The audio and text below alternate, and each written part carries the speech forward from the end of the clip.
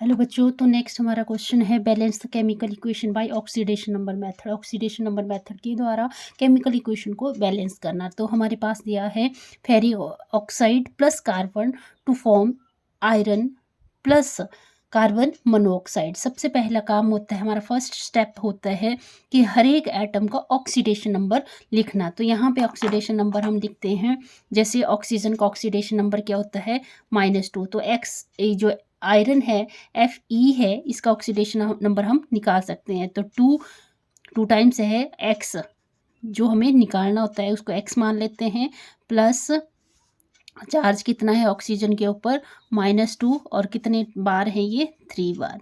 ठीक है, तो यहाँ से 2x - 6 is equal to 0, 2x is equal to 6, x is equal to 3। तो x की वैल्यू 3, मतलब आयरन का ऑक्सीडेशन स्टेट क्या आ जाएगा यहाँ पे, या ऑक्सीडेशन नंबर +3।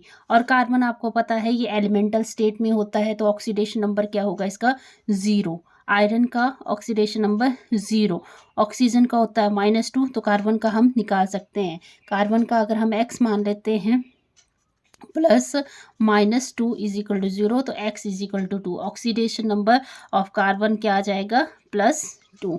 ठीक है, तो यहाँ से सब पहला स्टेप तो हमने हर एक जो एटम है उसका ऑक्सीडेशन नंबर लिख दिया। अब हमें ये देखना है, हमें आइडेंटिफाई करना है कि किस ऑक्सीडेशन नंबर में चेंजेस हो रही है। ठीक है, जैसे अगर हम आयरन के केस देखें तो Fe3 से 0 के केस में जा रहा है, मतलब स्टेप 2 क्या हो जाएगा हमारा, हर एक Fe2O3 plus carbon Fe plus carbon monoxide, तो इसमें चेंजेस हो रहा है, +3 से 0 में जा रहा है। ठीक है, डिक्रीज हो रहा है ना ऑक्सीडेशन नंबर। और यहाँ पे देखें कार्बन का केस देखें तो कार्बन 0 से +2, मतलब इंक्रीज हो रहा है ऑक्सीडेशन नंबर 0 और +2। ठीक है, तो ये हमें आइडेंटिफाई करना था। तीसरा काम है हमारा ये जो Fe2O3 plus carbon to form Fe plus CO। ठीक है, ये है, ये जो चीज़ है इसमें हमें देखना है किसमें किसमें ऑक्सीडेशन नंबर कितना इंक्रीज हो रहा है और कितना डिक्रीज हो रहा है। तो हम देखें आयरन के केस में, आयरन 3 से 0 के केस 0 में जा रहा है, मतलब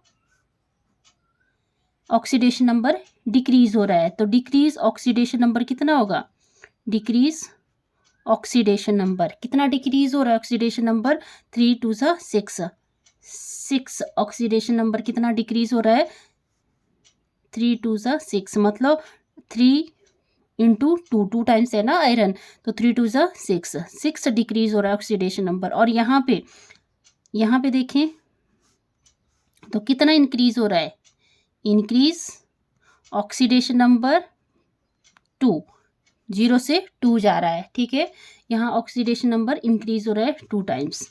फिर फोर्थ स्टेप से है हमारा, अब हमें इक्वेट करना है कितना इंक्रीज हो रहा है और कितना डिक्रीज हो रहा है ऑक्सीडेशन नंबर। ठीक है, रिएक्टेंट साइड में।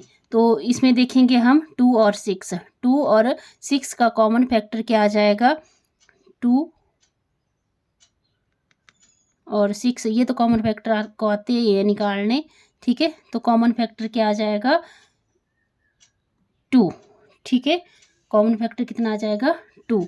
तो अगर हम यहाँ पे देखें Fe2O3 plus carbon goes to Fe plus CO, तो यहाँ पे हम देखेंगे कि कितना, यहाँ पे 2 है और यहाँ पे 3 है।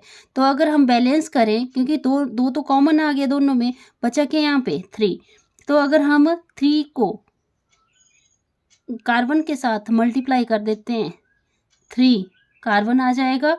ठीक है, अब हम इसको बैलेंस करें, बैलेंस करके देखें तो फिफ्थ स्टेप आ जाएगा हमारा Fe2O3 plus 3 carbon goes to Fe plus CO। यहाँ पे देखें रिएक्टेंट केस में देखें आयरन कितने हैं 2, तो हमें 2 से इसको मल्टीप्लाई कर देना है। अब ऑक्सीजन देखें तो ऑक्सीजन 3 है यहाँ पे, और कार्बन तो बैलेंस हो गए, नहीं हुआ अभी। यहाँ पे जो रिएक्टेंट है, रिएक्टेंट में 3 कार्बन है, दिस मीन्स हमें 3 से इसको मल्टीप्लाई करना पड़ेगा। ठीक है, और ऑक्सीजन भी आ जाएंगे 3 फिर।